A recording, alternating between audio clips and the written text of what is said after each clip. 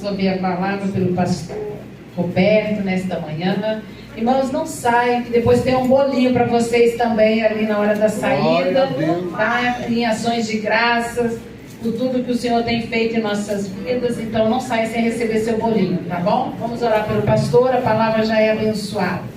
Senhor Deus, em nome de Jesus, nós queremos apresentar a vida do pastor Roberto, que o Senhor continue com ele, dando saúde, renovo, força, graça. Senhor Deus, em nome de Jesus, que o Senhor venha usar ele tremendamente neste lugar. É o que eu te peço e te agradeço, em nome de Jesus. Amém. Amém. Tu és bom, Jesus, fiel e poderoso. A paz do Senhor para a igreja. Amém. Abra sua Bíblia, por favor, em 1 Samuel. 1 Samuel, primeiro livro de Samuel, capítulo 1, versículo 6.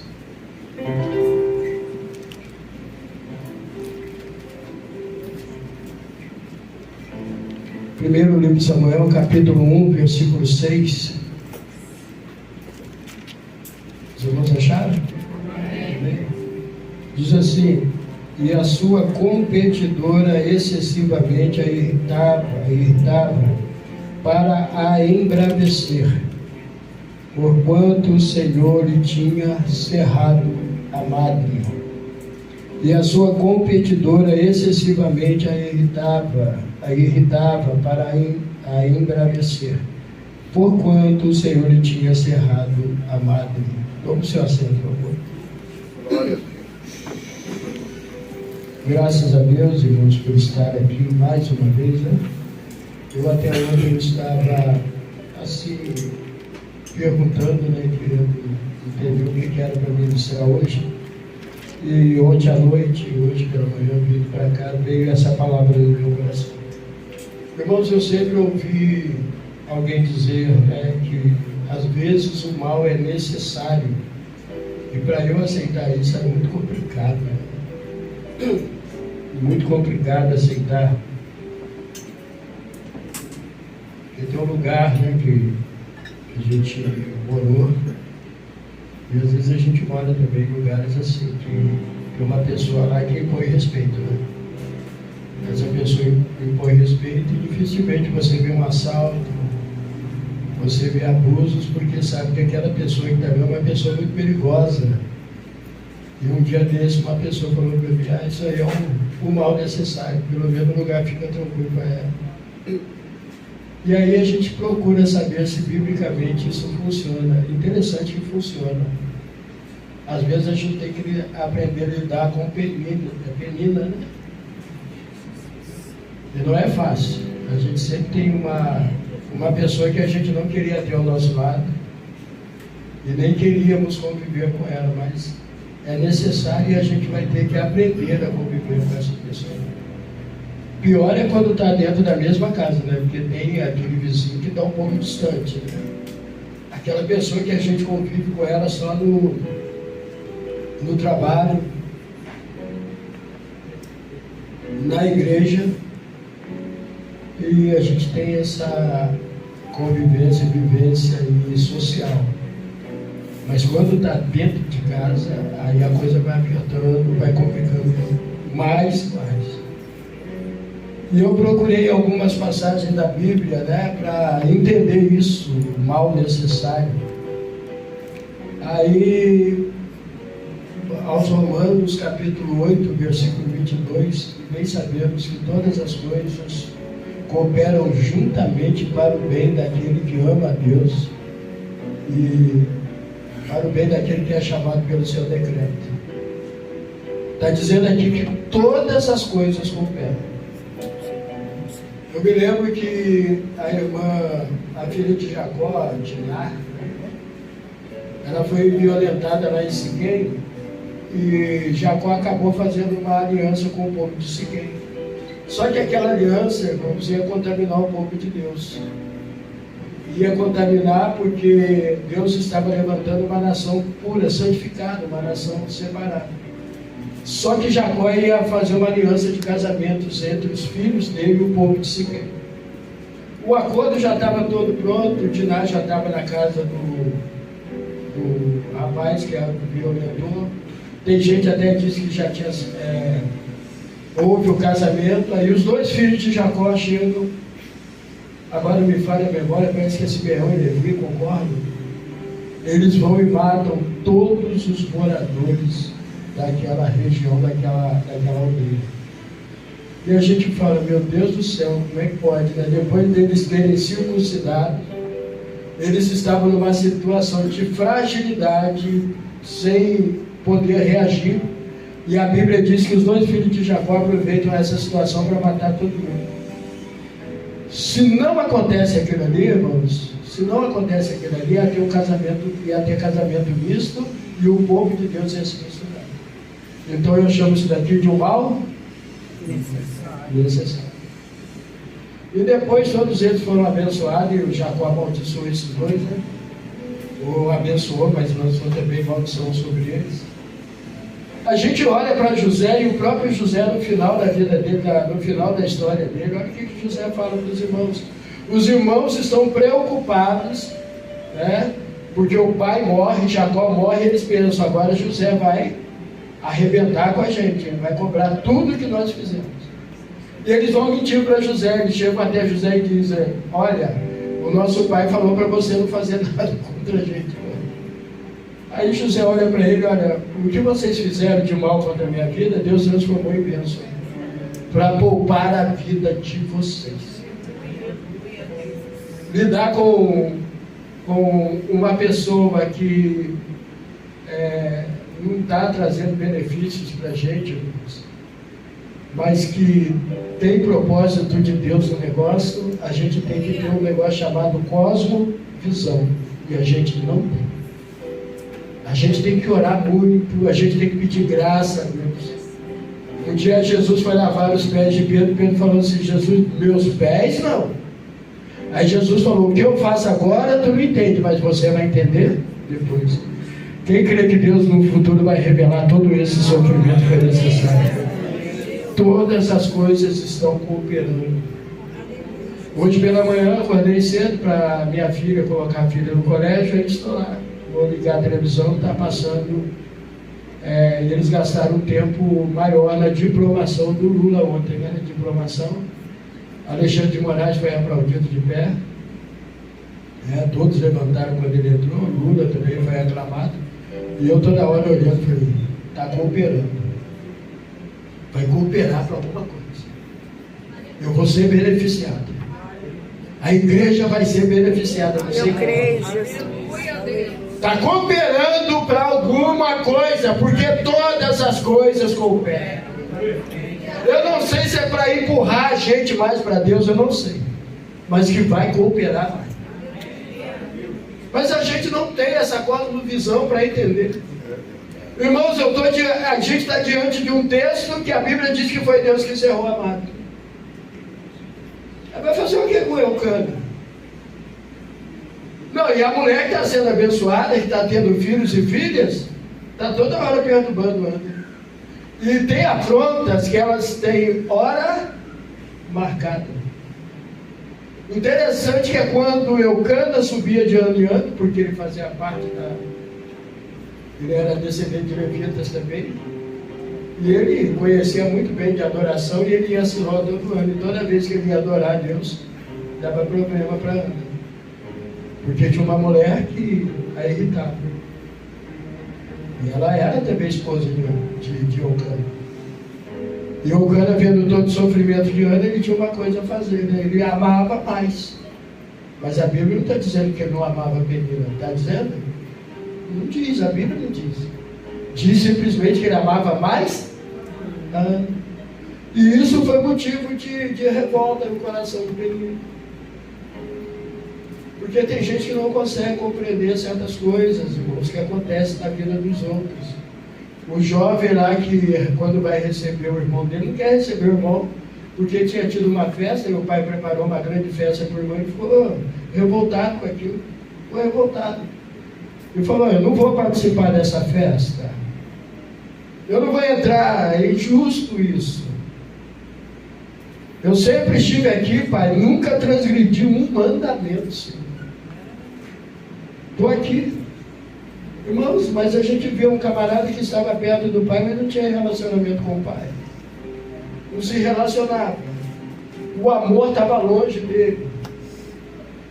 Essa semana eu estava falando com algumas pessoas, irmãos, a gente amar por nós mesmos é meio complicado. O Espírito Santo derramou amor nos nossos corações. Existe pelo menos 4 tipos de amor que no grego a gente tem. Storge, filhos, né? Tem o ágape, tem o eros. Irmão, se eu não tiver um relacionamento com Deus, aqui embaixo eu não vou conseguir amar ninguém. Porque eu tenho que me relacionar primeiro com Deus. Porque aí os gomos do fruto do Espírito vai se manifestar em mim por causa dele. Ele diz: sem mim nada podeis fazer. Depois do relacionamento com Deus, é um relacionamento interpessoal, relacionamento com as pessoas. Eu tenho o meu relacionamento com com a família. Eu tenho o meu relacionamento, também o relacionamento com as pessoas. Mas tudo começa com Deus. Se eu não me relaciono com Deus, irmãos, não adianta. Até as bênçãos que eu recebo da parte de Deus vão se tornar maldição. Sabe o que Penina está fazendo aqui? Está usando os filhos como arma para ofender alguém. Irmãos, até para contar um testemunho na igreja, a gente tem que tomar cuidado hoje. Porque o nosso testemunho pode ferir alguém. Aqui, Ana não está competindo com ninguém. Quem está competindo é Penina. Existem situações que a gente não entende. Você está tranquilo. Você já está na sua guerra, na sua luta, porque algo não está acontecendo contigo. E você está, porque é um desejo de Ana gerar filhos, mas ela não pode gerar e a culpa não é de ninguém, né? Não tem culpados aqui. O problema todo aqui foi o próprio Deus que cerrou a madre de Ana e falou: por enquanto você não vai ter filho, por enquanto não vai acontecer na sua vida. Irmãos, a outra lá está sendo beneficiada por Deus. Mas aí tudo bem, Ana está indo adorar o Senhor, porque Ana é crente. Mas a outra agora vai fazer de Ana o quê? Uma rival. E Ana não arrumou problema com ninguém. Ela só está querendo filhos. Só, irmãos, que eu costumo dizer que a afronta, os bullying da vida, as perseguições, elas podem causar 2 coisas: ou derruba, a gente mata, ou levanta. O crente tem que ter poder de reação.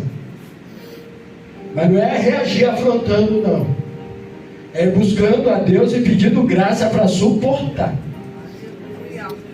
Porque o suportar também não é fácil.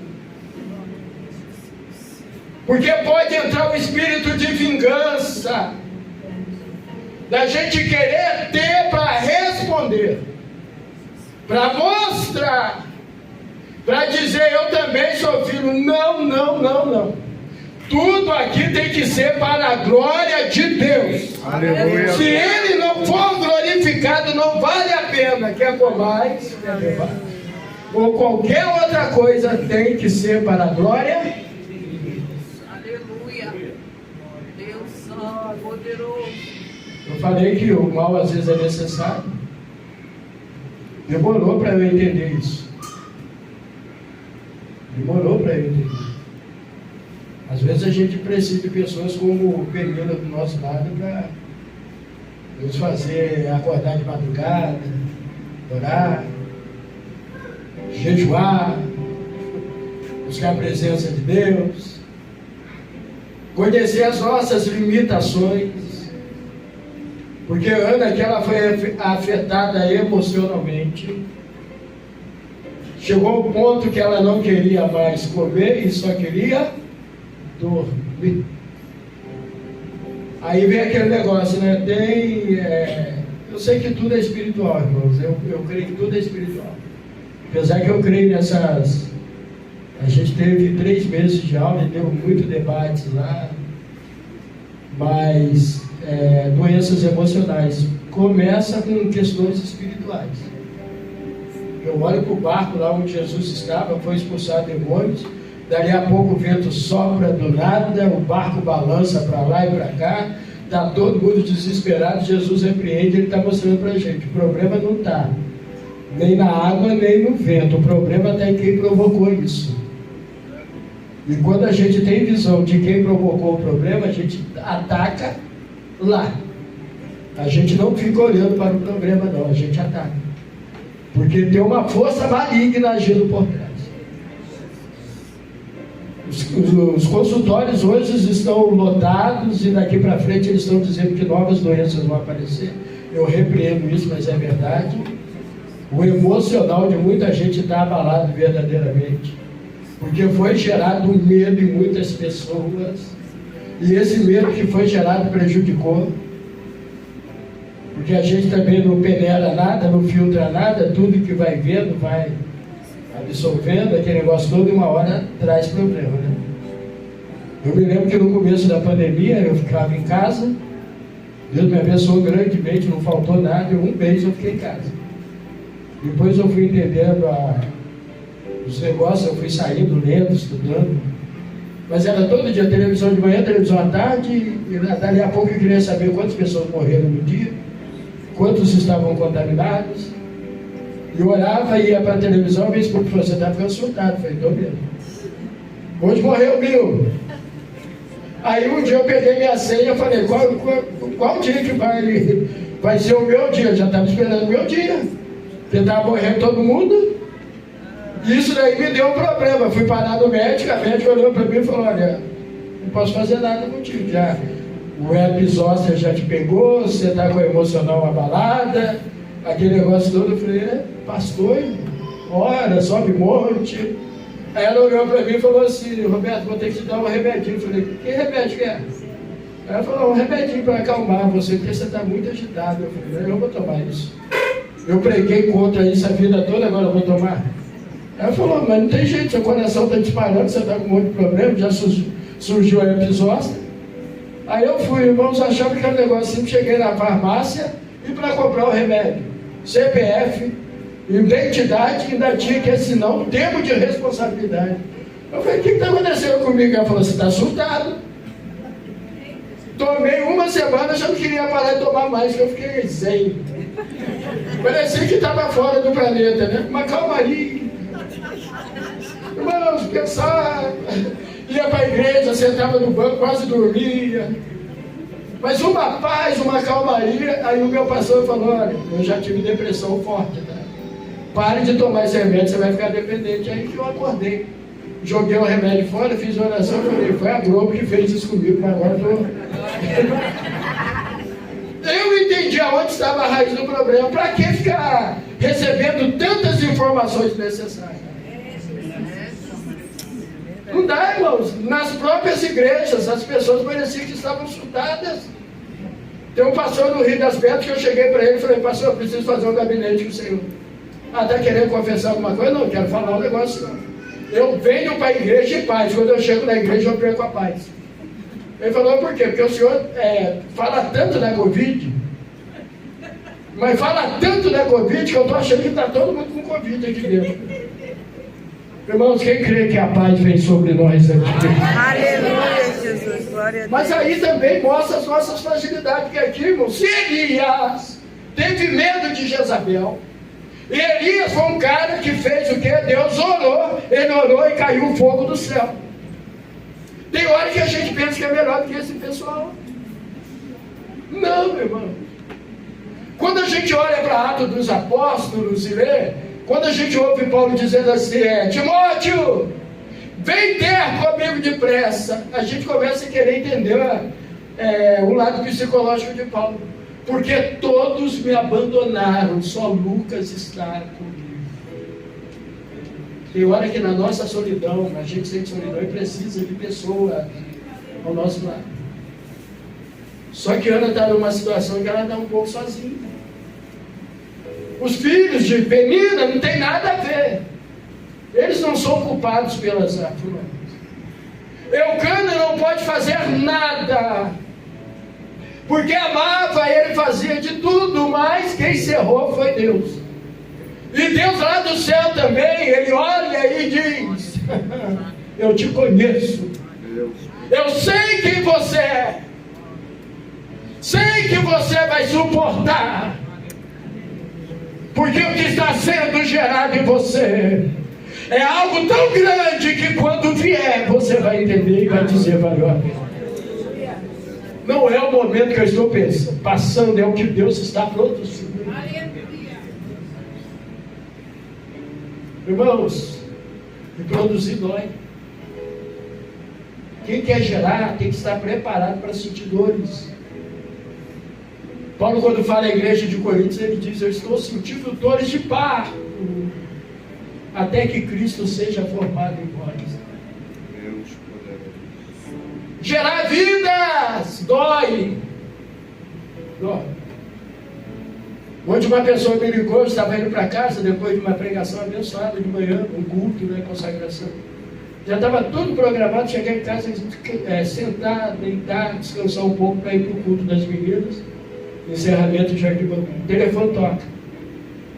Não sabe o que é você ficar sentado 3 horas ouvindo uma pessoa falar, e a gente entender que ela precisava falar, e eu não tinha que falar, eu tinha que ouvir. Não é fácil você ouvir 3 horas. 3 horas. Um sol de 40 graus. Um calor tremendo. Mas você sabe que mesmo não falando, ouvindo, está sendo produzido algo, porque aquela pessoa precisa falar. Fábio Júnior que falou isso. São tantas coisas que eu queria dizer, que eu tenho a dizer, mas não tem ninguém para ouvir. Irmãos, tem hora que no silêncio do nosso quarto, a gente está passando por situações que ninguém sabe, não adianta. E a única pessoa que está sabendo na sua integridade, na sua totalidade, o sofrimento daquela pessoa é Deus. E parece que Deus está na inércia, mas Ele não está. Não está. Nem tudo que parece é. Irmãos, tem gente que prega essa. Eu já vi, né? Eu parei com esse negócio. Parece que é uma pregação triunfalista, né? A Ana vai triunfar em cima de Penina. E no final entra o espírito de vingança. Penina agora vai ter que cuidar dos filhos de Ana e vão entender como Deus. Não, irmãos. E quem disse que Deus não amava a Penina? Parece que o amor de Deus é exclusividade nossa, né? Tem muita gente perdida aí que tem o amor de Deus, irmãos. Só existe uma barreira para que esse amor ele venha receber, que é o pecado. Tem hora que eu olho assim, eu falo: Deus, verdadeiramente eu sou melhor do que o outro lá. E Deus fala: eu vim para salvar a todos. O amor de Deus foi derramado para a salvação de todos. Mas nem todos vão crer e vão aceitar. A não ser que a gente vai começar a pregar a predestinação fatalista aqui. A escolha do homem é Deus deixar de amar? Deixa. Penina, com todas as afrontas, com tudo aquilo ali, Deus está abençoando a mulher. Eram filhos e filhas, não é isso? Filhos e filhas. E Deus está deixando. E ela sobe. Sobe o ano seguinte. A mulher está irritando. Está jogando a cara dela. Aí o marido vai fazer uma pergunta que eu não entendo a pergunta desse marido. Ana, por que choras? Por que não comes? E por que não está triste o seu coração? Não te sou melhor do que 10 filhos? É justo uma pergunta dessa? Não é justo um negócio desse. Irmãos, estava falando da escola dominical, é interessante, né? Que meu pai já faleceu, mas se eu tivesse meu pai hoje, eu sou tanto filho, como eu sou pai, tenho uma filha, e também sou esposo. Então, numa pessoa só manifesta algumas virtudes. Sou filho, sou pai, e muitos aqui estão nessa condição. E tem esposa, ou a esposa tem um marido. Irmãos, é complicado. A família é marido, esposa e filhos. Se não tem filhos, está incompleto, ainda mais naquela época. Para a mulher era muito doía demais não ter filho. Porque não é só a menina aí irritando. É alguém olhando e julgando. Essa mulher está debaixo de maldição. Você sabe o que é você andar na rua? Irmãos, se a gente pintar aqui, ou tentar visualizar o que aconteceu com ela, a gente vai ficar doido. Pensa que é só menina? Não. É todo mundo vendo lá, ele subindo para ir a Siló adorar, a mulher com um montão de filhos e a outra nada. Eu falei, essa mulher tem pecado. Essa mulher está debaixo de maldição, e a mulher é crente. A sociedade está cobrando dela, agora vem a outra aí irritando. E depois ainda vê o marido com uma fala que não ajuda em nada. Não te sou melhor do que 10 filhos, não é. Não tem como isso. Marido é marido, filhos são filhos. Filho é tão interessante para mim, irmãos. Tem coisas que a gente vê que dói muito. Eu conheci uma senhora que ela foi em Bangu 1, 3 anos direto. O marido nunca foi o pai do garoto. Ela foi 3 anos direto. Eu via, ela me contava o sofrimento dela, ela crente. A humilhação que ela passava para visitar o filho. O marido nunca foi. Porque o marido participa da criação do filho, aquele nosso, mas a criança foi gerada 9 meses no ventre da mãe. E isso é uma coisa que só a mãe consegue compreender, eu não consigo. Esse relacionamento paterno. Ana queria pelo menos que ela ouvia a Penina falar da criança saltando no ventre, a alegria de Penina. Ela queria sentir essa alegria, mas ela não tinha. Cobrança externa, humilhação dentro de casa, incompreensão. Aí ela ainda tem um refúgio. Vou chegar em Siló lá, refrigério. Aleluia. Mas quando ela chega em Siló, ela se decepciona também. Porque alguém olha para ela e diz: Ana, você está em pecado, embriagada. Aparta de ti esse vinho. Mas ela resolveu se levantar. E quem se levanta, irmãos, recebe um poder sobrenatural de Deus. Chega de afronta, agora eu respondo. Eu não estou embriagado e nem sou filho de Belial, não me compare com os seus filhos, mas eu tenho derramado a minha alma perante o Senhor. E com os cuidados da minha alma eu tenho orado até agora. Oh, irmão, veio uma unção do céu sobre aquele sacerdote omisso, o sumo sacerdote. E ele tem que liberar uma palavra. Porque basta. Em casa luta, na rua luta. Marido não compreende, agora sumo sacerdote, me decepcionando, não me compreendendo, agora eu não aceito. A Bíblia diz que ela fez a oração mais correta que ela poderia fazer. Tu és fiel, Jesus. Eu me lembro de uma pessoa que me liderou durante um tempo. Ele tinha um carro muito velho, muito velhinho mesmo, vai fazer a obra de Deus. Um dia ele chegou para mim assim, a gente conversando. Quando Deus me der o meu carro, esse pessoal da igreja aqui vai ver. Eu vou passar em frente à porta da igreja, vou buzinar para todo mundo ver o carro. Até hoje o carro não chegou.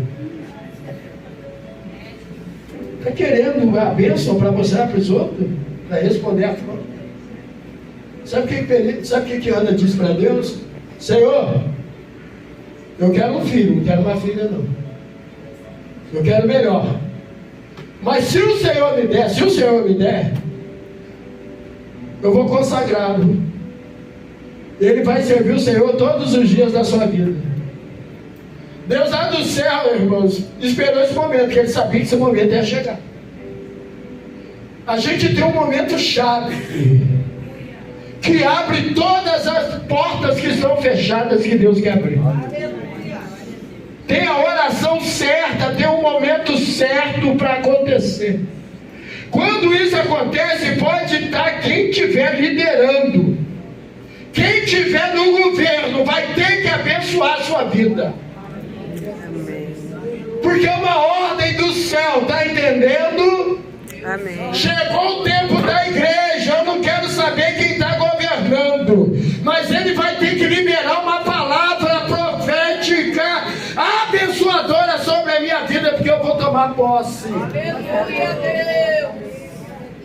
A Bíblia diz que ele libera a palavra, que seja concedido o desejo do seu. Ana estava grávida, irmãos? Depois que liberou essa palavra? Não. Ela engravidou na hora? Mas o semblante dela mudou ou não mudou? Irmão, se a palavra de Deus não tem condição de mudar, o que vai mudar? Quem crê que a palavra chega primeiro antes da bênção chegar? Ela vai se materializar, tá? É pela fé que eu vejo. Não está aqui, mas eu já estou glorificando. Porque quem falou não é homem para que minta. Se foi Deus que liberou a palavra, ela vai acontecer. Não é como eu cheguei aqui, é como eu vou voltar. Eu posso ter chegado aqui triste, mas Deus já me alegrou nesse lugar. Aleluia. Eu posso ter chegado aqui com cara de derrota, mas eu vou chegar diferente na minha casa, porque a palavra de vitória, ela já foi liberada aqui hoje. Levanta as mãos que eu vou profetizar sobre você. A palavra de vitória está sendo liberada. Oh, aleluia. Eu creio. Eu creio. Eu não tenho problema com isso, eu estou falando eu. Mas no Natal a gente sabe, final do ano é uma data especial. Não é pra gente brasileiro. A gente quer dar um presentinho, já ganhou um presentinho bom, né? Já é um sinal que vai vir muita coisa. Eu estou vendo a mão de uma nuvem. Vai estar vindo uma chuva forte aí pela frente. Quem crê nisso aqui, irmão? Amém. Apesar de que a nuvem pode ser pequena, mas o dono da nuvem, o coração é grande. Que coisas grandes estão vindo. É verdade. Glória a Deus. Irmãos, como todo ser humano, a gente pensa comer um bacalhau, né? Um negócio diferente, uma comida diferente no Natal. Por um lado foi até bom o Brasil ser desclassificado, né? Porque o comércio estava sofrendo muito. A coisa vai entrar em recuperação até o final do ano. A gente sabe que tem muita gente que precisa. É uma reunião familiar, onde as famílias estão reunidas, né? Come, conversa, tem oração, tem gente que mora de um lado, outro mora do outro. Aí eu olhei para minha esposa e falei assim, esposa, não sei não, tá? Não estou vendo sinal de chuva não. Reunião familiar, onde as famílias estão reunidas, né? Come, conversa, tem oração, tem gente que mora de um lado, outro mora do outro. Aí eu olhei para minha esposa e falei assim, esposa, não sei não, tá? Não estou vendo sinal de chuva não. Ela falou, mas está tranquilo, a gente vai. Eu falei, lógico, a gente nunca se preocupou com isso. Ainda falei para ela ainda, qualquer coisa a gente vai ajudar os crentes a comer a ceia deles.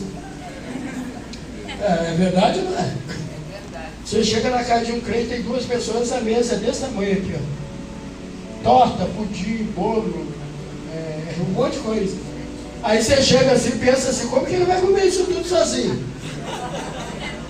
Ô, pastor Roberto, ainda bem que o senhor chegou. Eu falei, lógico, eu já deduzi que a mesa ia ser grande. E aí eu ajudo a consumir aquele negócio, porque senão a pessoa morre. Irmãos, a pessoa começa a comer no Natal e só para no Ano Novo. Que falta de gente, é brincadeira.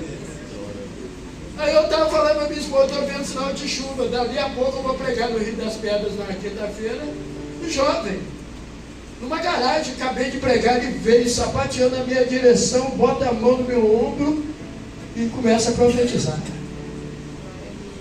Para esse final de ano eu sou surpresa na sua vida. Vou eu mover céus e terra, porque eu nunca te desamparei, não vai ser agora. Irmão, já está um negócio de gente pedir meu... Como é que chama aquele negócio? Pix. Eu não sei passar Pix para ninguém, só sei receber. Mas não é maldade, eu não sei mesmo. Dizem que é fácil, eu vou aprender a fazer isso, né? Aí um monte de gente me ligando, aí eu já estou vendo a nuvem crescendo, aquele negócio todo, mas eu estava feliz do mesmo jeito. Irmãos, o importante é o nosso semblante estar bem. Porque Deus quer a gente bem por dentro. Antes da bênção chegar, eu tenho que estar, né? Com um semblante de leão. Ana sai de Siló para pedir. Quando ela desce com uma palavra profética, muda ela por dentro. Ela chega em casa, o marido vai coabitar com ela e Samuel nasce. Por que nasceu? Porque Deus que tinha cerrado, agora ele resolveu abrir. E eu estou aqui hoje profetizando que algumas coisas que estão cerradas Deus vai abrir. Porque tudo tem um tempo de Deus, não é no meu tempo, não é na minha hora. Mas enquanto isso não acontece, prostrado eu não fico. Deus não pode viver sem referência. E a Bíblia diz que na época de Daniel, quando Daniel nasce, não tem visão, não tem revelação e Deus não fala. Mas Deus, para voltar a manifestar, ele teve que ser amado de uma mulher para a coisa acontecer na hora certa. Quem crê que vai acontecer na hora e no momento de Deus, levanta as mãos. É na hora de Deus, não é na minha hora. Por isso que a Bíblia diz: esperei com paz. Se coloque de pé, porque eu vou orar em Jesus. Deus é bom. Aleluia. Poderoso. Cuide da sua alma hoje. Saia do quarto, do desespero, da angústia. Deus vai sarar nossa alma.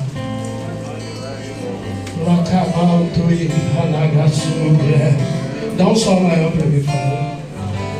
Me ajude aí. Esse hino tem sido muito combatido por aí, irmãos. Mas quando se lê com muita responsabilidade, estuda a língua portuguesa, a gente dá para entender o que ele quer dizer. Porque chegou o momento de Deus agir. Tá chorando por quê? Quem pode cantar? Você entende. Que cuidar de você e jamais Ele sabe de tudo que você está passando. Você crê que hoje você está recebendo um abraço dele?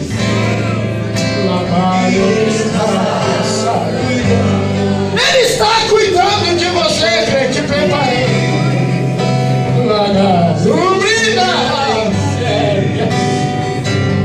Cuidar de você e jamais te esquecer. Ele sabe de tudo e você já. Você crê que ele está vendo tudo, as afrontas, as guerras? Você crê que hoje é diferente para ti? Crê que hoje ele te fortalece para receber Samuel? Você veio. Eu não estou na sua. Pastor Luiz, está lá. Jesus, e vai ter chance de você.